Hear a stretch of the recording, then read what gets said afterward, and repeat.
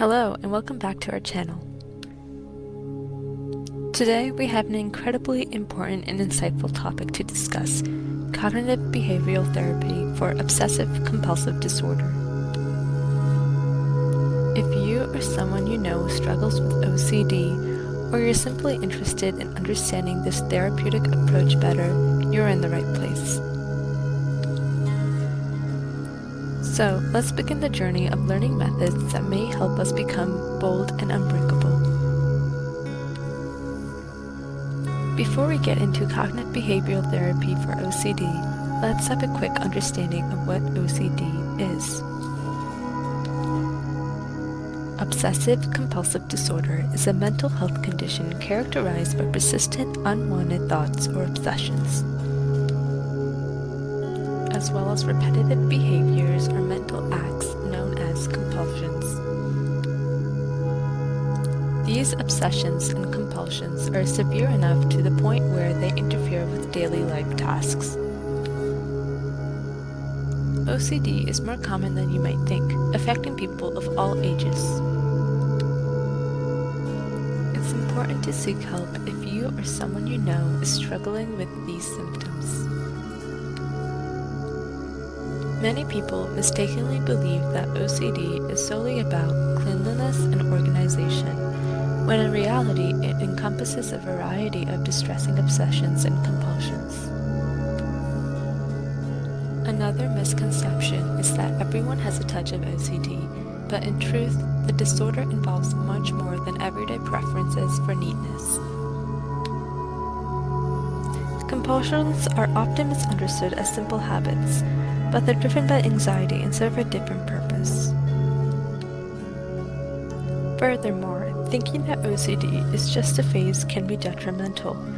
It's a chronic condition that requires proper treatment. Treating OCD as a personality quirk undermines its severity as a genuine mental health disorder with complex causes.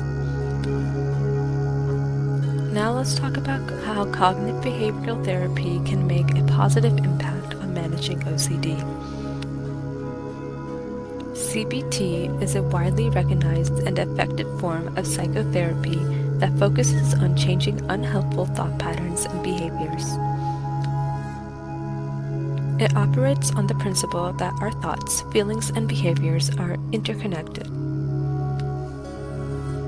In the context of OCD, CBT helps individuals challenge and reframe their obsessive thoughts, and it empowers them to resist engaging in compulsive behaviors. Exposure and response prevention, also known as ERP, involves deliberately exposing oneself to situations that trigger obsessive thoughts without engaging in compulsive behaviors. Over time, this helps reduce the anxiety associated with these triggers. Individuals work with therapists to create an exposure hierarchy, a gradual list of challenging situations they face.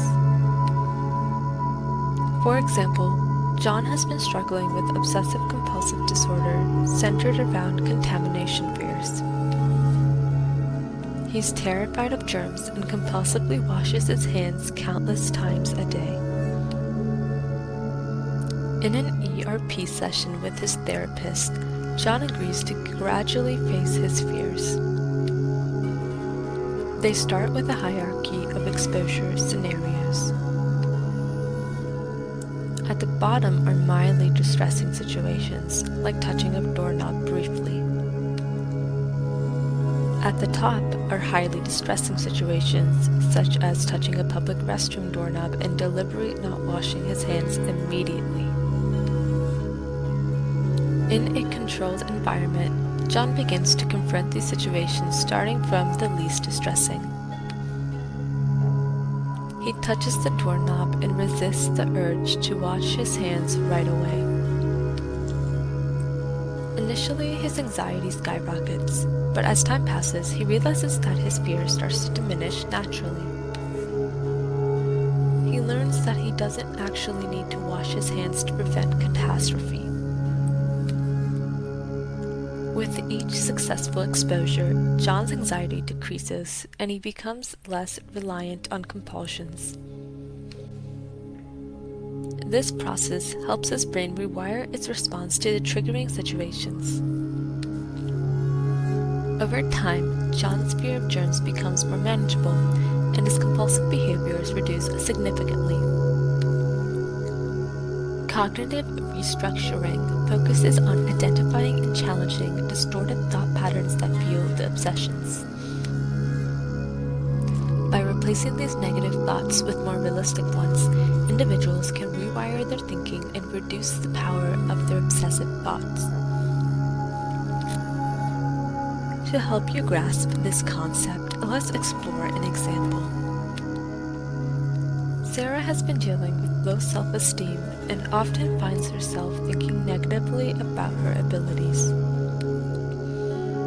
In a cognitive restructuring exercise, Sarah and her therapist work together to identify and transform these negative thoughts into more balanced perspectives. They start by using a technique called the ABC model. In column A, the activating event, Sarah notes the situation or trigger that leads to her negative thoughts. For Sarah, an activating event might be not receiving an invitation to a social event. In column B, beliefs and thoughts, she jots down her automatic negative thoughts that arise from the event. Her thoughts could be, they didn't invite me because they don't like me, and I must not be interesting enough to be around. In column C, consequences, Sarah reflects on the emotional and behavioral consequences of her beliefs. She feels sad, isolated, and avoids social situations altogether due to these thoughts. Next, Sarah and her therapist collaborate to challenge and reframe her negative thoughts.